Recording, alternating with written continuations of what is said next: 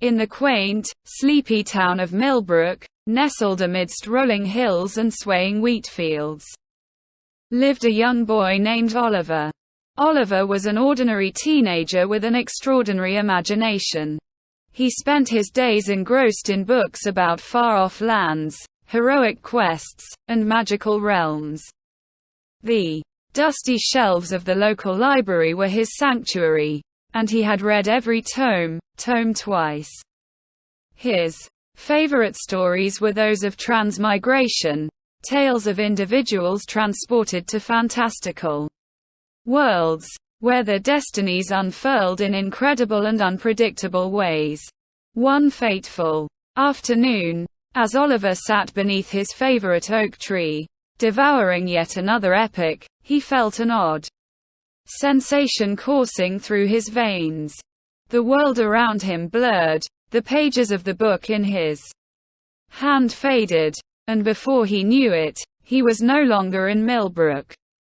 Oliver blinked, bewildered, as he found himself standing in the midst of a dense, ancient forest. Towering trees loomed overhead, their leaves forming a verdant canopy that blocked out the sun. Birds with iridescent plumage sang melodious tunes from the branches, and the air was laden with the earthy scent of moss and damp soil. "And what? Where am I? And what?" Oliver muttered, his voice trembling. His heart raced as he looked down at his attire, which had transformed from his mundane jeans and t-shirt into a medieval-style robe. Suddenly, a rustling in the underbrush nearby drew his attention. Out of the shadows emerged a group of menacing creatures, gnarled, humanoid beings with gnashing teeth and sharp claws. Their eyes glowed with malevolence, and they advanced upon him with hostile intent. Oliver's initial shock gave way to panic.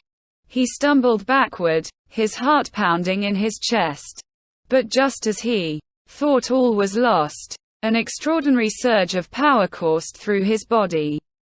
His hands instinctively glowed with an otherworldly light, and with a wave, he conjured a barrier of energy that repelled the menacing creatures. He stared at his hands in disbelief. "And what? Did I just use magic? And what?" he wondered aloud. It quickly became evident that Oliver had not merely transmigrated into another world. He had become the protagonist of his very own fantasy adventure.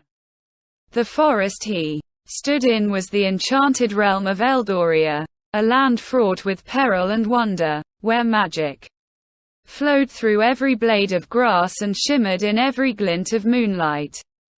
As days turned into weeks, Oliver discovered that he possessed not only the ability to conjure protective shields but a myriad of other magical talents as well.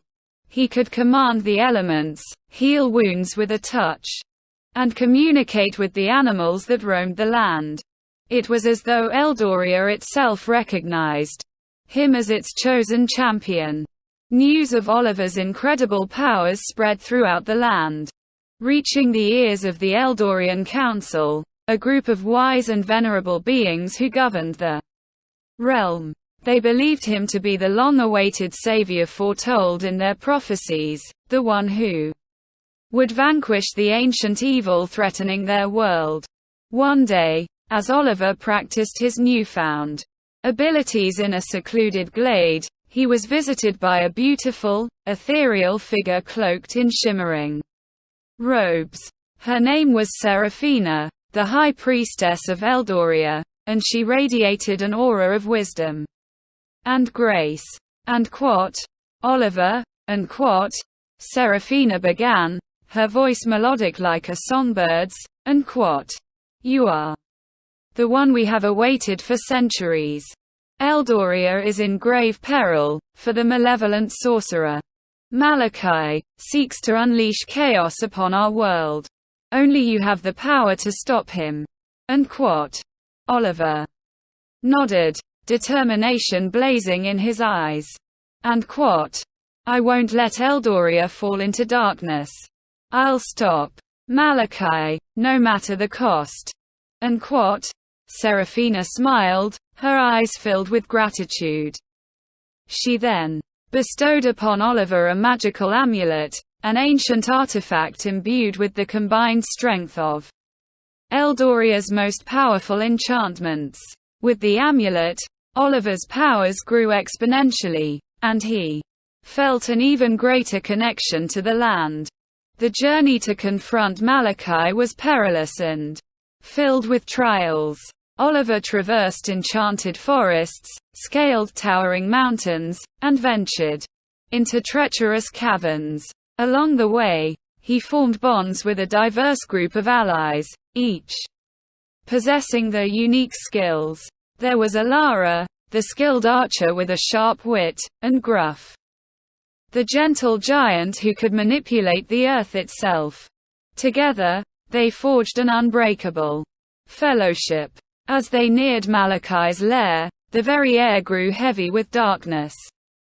The skies churned with storm clouds, and the land itself seemed to wither in the sorcerer's malevolent presence. Finally, they reached the forbidding fortress where Malachi awaited, his eyes gleaming with sinister intent. A fierce battle ensued, with magic clashing, swords clanging, and the very earth trembling beneath their feet.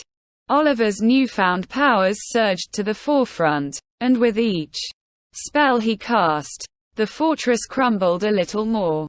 Malachi fought with desperate fury, but in the end, he could not withstand the combined might of Oliver and his allies. As the final blow struck, Malachi let out a howl of defeat, and his malevolent energies dissipated into the ether. Eldoria was free from the threat of darkness, and its inhabitants rejoiced in the newfound peace. With his mission complete, Oliver was hailed as a hero throughout the land. He had not only saved Eldoria, but had become a beloved figure in this magical realm. Seraphina thanked him, and the Eldorian council honored him with a grand celebration. But as the days passed, Oliver felt a deep longing for his home in Millbrook. Despite the wonders of Eldoria, he missed the simple pleasures of his former life, the cozy library, the familiar faces, and the everyday adventures of an ordinary teenager. Seraphina, with her boundless wisdom, understood Oliver's yearning. With a bittersweet smile, she used her magic to transport him back to his own world. Oliver returned to the oak tree in Millbrook, right where he had disappeared from. As he sat beneath the familiar branches, Oliver couldn't help but smile. He knew that he had experienced a once-in-a-lifetime adventure, one that would forever live in his heart and dreams. And though he had returned to his ordinary life, he carried with him the memories of a boy who had become a hero, a champion, and a savior in a world beyond imagination. And so, the tale of Oliver, the transmigrated boy who became overpowered, became a legend in